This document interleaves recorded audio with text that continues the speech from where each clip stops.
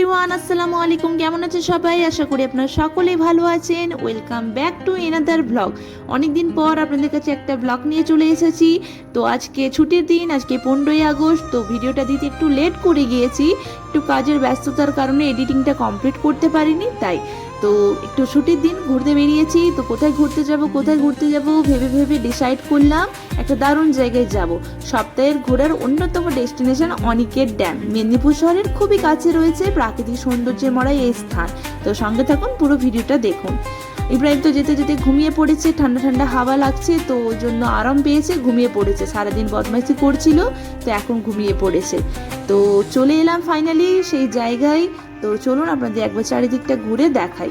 বাস বা ট্রেন বা গাড়ি যে কোনোভাবেই এই জায়গায় আপনি পৌঁছে যেতে পারবেন। কলকাতা থেকে কেউ ট্রেনে আসতে চাইলে খড়গপুর বা মেদিনীপুর স্টেশনে নামলে অটো কিংবা টোটো ধরে আসা যাবে।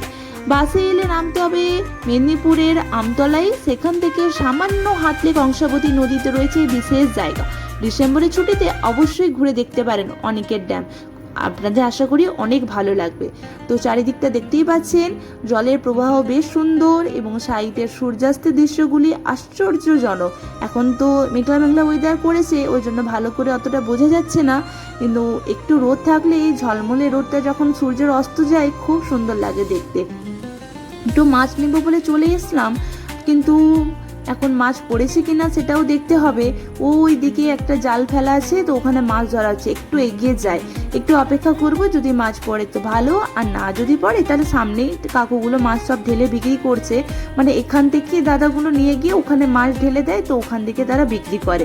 তো অনেকক্ষণ বেশ দাঁড়ালাম, দেখলাম মাছ পড়েনি। তো বেশিক্ষণ ওয়েট করা যাবে না, যেহেতু ইব্রাহিমকে সঙ্গে নিয়ে এসেছি। তো দেরি হলে আবার ঝামেলা হবে, বাড়ি গিয়ে থেকে খাওয়ানোর ব্যাপার আছে।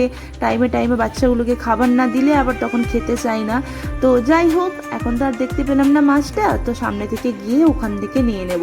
সন্ধে হয়ে আসছে, তো বেশি দেরি করা যাবে না। চলুন সামনের দিকে যাই, ওখান থেকে দেখি মাছ নেব, দিয়ে বেরিয়ে পড়বো বাড়ির জন্য।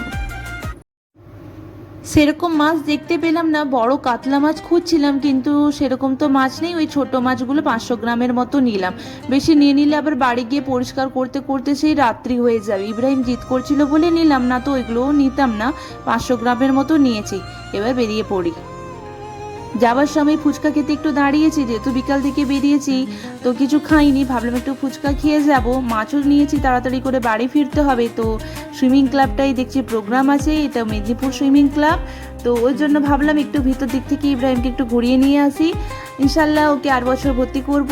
আসলে ওর হাইটের প্রবলেমের জন্য একটু ভর্তি করতে পারিনি। তো এখন পর্যন্ত 4 বছর তোর কমপ্লিটই হয়নি, ওই জন্য ওর বাবা বলছে যে না থাক, আর 1 বছর যাক, তারপরে ভর্তি করব। তো দেখে দারুণ এনজয় করছিল, খুব মজা করছিল, আর খুব খুব খুব সুন্দর লাগছিল। ভিতরটা পুরো সাজানো গোছানো হয়েছে।